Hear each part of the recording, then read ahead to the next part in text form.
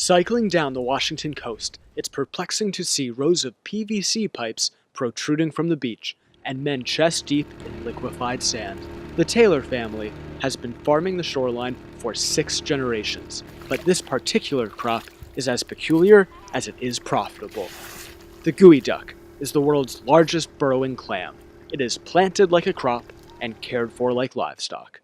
On the beach, I met Taylor, who agreed to show me how his family has pioneered geoduck cultivation, building a geoduck empire that controls over 50% of world production. This is some of the farmlands that we've been farming since the 1890s. So these farm grounds have been in production for over 120 years. So on this beach right here, we're not farming geoduck, but we'll jump in this boat and go see our geoduck nursery, which is just around the corner. Before sand planting, infant geoducks are raised underwater in trays supported by a hydraulic barge. Taylor Shellfish employees designed this thing, built this thing, and we operate it. So this whole thing was our invention.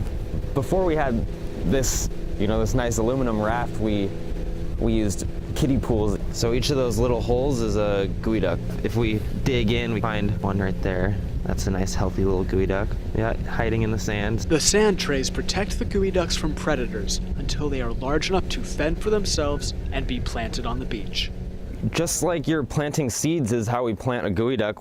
When we put them onto the beach, we poke a little hole and put a geoduck in that hole with a nursery tube, which will protect them for their first few years of growth.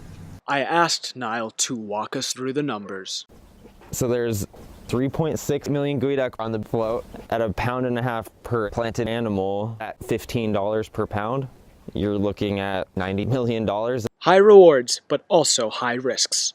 Geoducks are a delicacy for a plethora of predators back on the beach. Predators that are swimming. There's predators that can fly.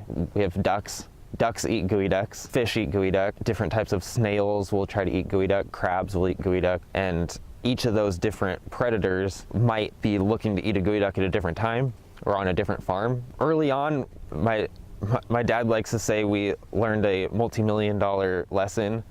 We removed our nursery tubes too early, thinking that instead of buying more pipe for a new farm, we'd just take the pipe off one farm and put it onto the next, thinking that the geoduck were old enough to survive on their own.